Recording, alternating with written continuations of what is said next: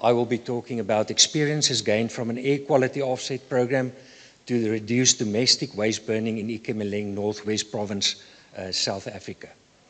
What I would like to show by this presentation is that emissions from domestic waste burning can be addressed by air quality offset programs. That air quality offset requirements go far beyond conventional waste management. The reason for that is one has to be much more strict in the way in which the reduction of waste burning is measured and quantified.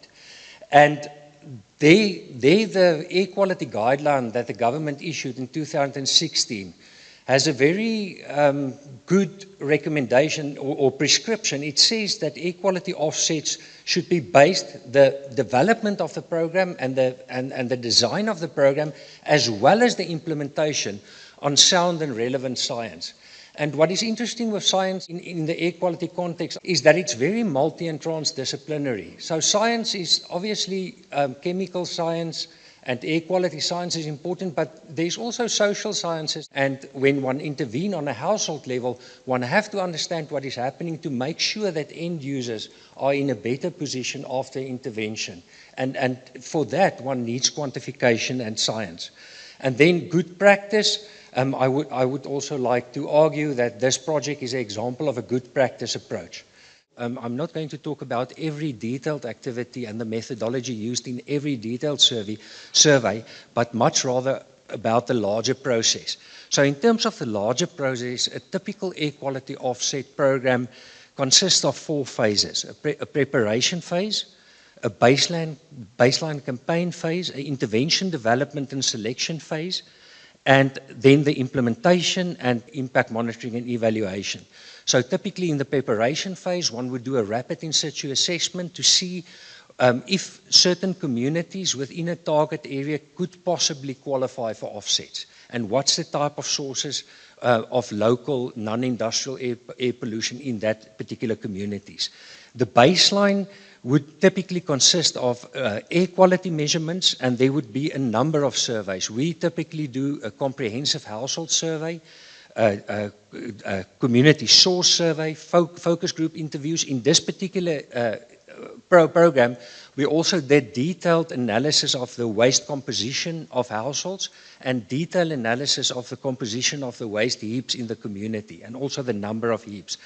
All of this information is very important for the planning of the program, as well as to have baseline information to ultimately, later on in the project, measure the impact of the program. Typically, you may have 2 or 3 or 4 interventions that you test, but an intervention only passes the feasibility test if it can sufficiently reduce emissions, if it has a positive quality of life impact on the end users, and if the intervention is ultimately implementable. We looked at several communities within the larger target area, and then the potential emission sources: domestic wood burning, waste burning, and vehicle-entrained road dust. All 4 sites near Ikemeleng, the observed daily average PM2.5 exceeded the national standard. Through our surveys, we saw that there was no formal waste collection in the community whatsoever. 70% of households, that's 1,400 out of 2,000, regularly burn waste. And 30% of households occasionally dumped waste. During the intervention development, we saw that the program sufficiently reduced emissions. We had a sample there of 650 households.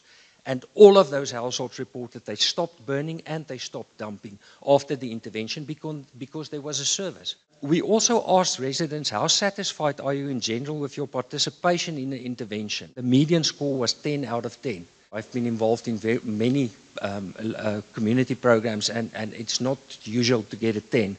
Implementation, sorting, weighing, and storage of waste went well. Local people were recruited to work on the program.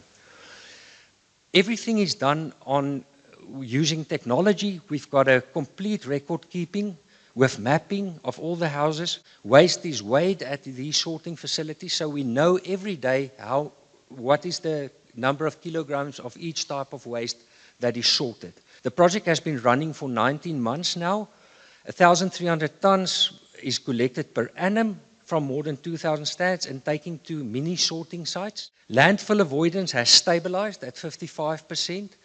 And the recommended next step is we're in the process of incubating these local residents that have found employment in the program to continue and maintain the program forward. So in conclusion, I would say I think the phased approach works, and I think the secret to the success of this program is precisely that prescription in the guideline that says one have to use a rigorous approach and rigorously measure results when you do a program, in the design as well as in the implementation.